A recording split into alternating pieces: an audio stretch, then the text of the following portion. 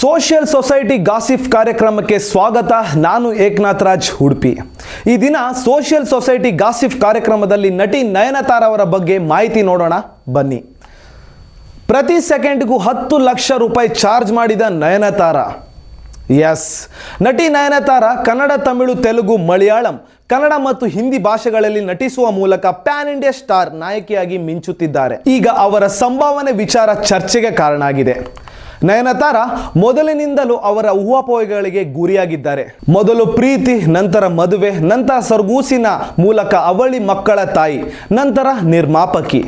ಪ್ರತಿ ಹಂತದಲ್ಲೂ ವಿವಾದಗಳು ಮತ್ತು ಟೀಕೆಗಳನ್ನು ಮೀರಿ ತನ್ನ ಸ್ಥಾನವನ್ನು ಉಳಿಸಿಕೊಂಡಿರುವ ನಯನತಾರ ಇನ್ನು ಸ್ಟಾರ್ ಹೀರೋಗಳೊಂದಿಗೆ ಕೈ ಜೋಡಿಸುವುದರಲ್ಲಿ ನಿರತರಾಗಿದ್ದಾರೆ. ಈ ನಟಿ ಒಂದು ಚಿತ್ರಕ್ಕೆ 10 ಕೋಟಿ ರೂಪಾಯಿವರೆಗೆ ಸಂಭಾವನೆ ಪಡೆದಿದ್ದಾರೆ ಎಂಬ ವದಂತಿ ಇದೆ. ಇತ್ತೀಚೆಗೆ 50 ಸೆಕೆಂಡ್ಗಳ ಕಾಲ ಟಾಟಾ ಸ್ಟ್ರಾ ಜಾಹೀರಾತಿನಲ್ಲಿ ನಟಿಸುವ ಅವರು 5 ಕೋಟಿ ರೂಪಾಯಿ ಸಂಭಾವನೆ ಪಡೆದಿದ್ದಾರೆ ಎಂಬ ವದಂತಿ ಸಾಮಾಜಿಕ ಮಾಧ್ಯಮದಲ್ಲಿ ವೈರಲ್ ಆಗುತ್ತಿದೆ. ಅಂದರೆ ಅವರ ಪ್ರತಿ ಸೆಕೆಂಡು ಅಕ್ಷರಶಃ 10 ಲಕ್ಷ ರೂಪಾಯಿ.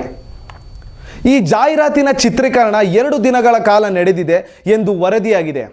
ನಯನತಾರ ಜಾಹೀರಾತುಗಳಲ್ಲಿ ವಿರಳವಾಗಿ ಕಾಣಿಸಿಕೊಳ್ಳುತ್ತಾರೆ. ಬ್ರ್ಯಾಂಡ್ ಅಂಬಾಸಿಡರ್ ಆಗಿ ಕಾರ್ಯನಿರ್ವಹಿಸುವಾಗ ಮಾತ್ರ ಅವರು ಜಾಹೀರಾತುಗಳಲ್ಲಿ ಕಾಣಿಸಿಕೊಳ್ಳುತ್ತಾರೆ. ಇದನ್ನು ನೋಡಿ ಉದ್ಯಮದ ಅನೇಕರು ಜನರು ಶಾಕ್ ಆಗಿದ್ದಾರೆ. ಏಕೆಂದರೆ ಅನೇಕ ಸ್ಟಾರ್ ಹೀರೋಗಳು ಸಹ ಒಂದು ಜಾಹೀರಾತಿಗೆ ಇಷ್ಟೊಂದು ಸಂಭಾವನೆ ಪಡೆಯುವುದಿಲ್ಲ. ನಯನತಾರ ಲೇಡಿ ಸೂಪರ್ ಸ್ಟಾರ್ ಎಂಬ ಬಿರುದಿಗೆ ತಕ್ಕಂತೆ ಬದುಕುತ್ತಿದ್ದಾರೆ. ಇತ್ತೀಚೆಗೆ ಕಾಲಿವುಡ್ನಲ್ಲಿ ನಯನತಾರ ಯಾವುದೇ ಯಶಸ್ಸನ್ನು ಗಳಿಸಿಲ್ಲ. ಆದಾಗ್ಯೂ ಅವರ ತಮ್ಮ ಕ್ರೇಜ್ ಅನ್ನು ಹಾಗೆ ಕಳೆದುಕೊಂಡಿಲ್ಲ ಎಂಬುದಕ್ಕೆ ಇದು ಒಂದು ಸಣ್ಣ ಉದಾಹರಣೆಯಾಗಿದೆ.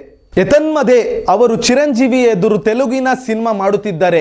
ಈ ಚಿತ್ರವು ಮುಂದಿನ ವರ್ಷ ತೆರೆಗೆ ಬರಲು ಸಿದ್ಧವಾಗುತ್ತಿದೆ. ಪಠಾನ್ ಚಿತ್ರದ ಮೂಲಕ ಅವರು ಬಾಲಿವುಡ್ ಅಂಗದಲ್ಲಿ ಮಿಂಚಿದರು. ಇಂತಹ ಮತ್ತೊಂದು ಕಾರ್ಯಕ್ರಮದೊಂದಿಗೆ ನಾನು ನಿಮ್ಮ ಮುಂದೆ ಬರ್ತೀನಿ. ನಮಸ್ಕಾರ.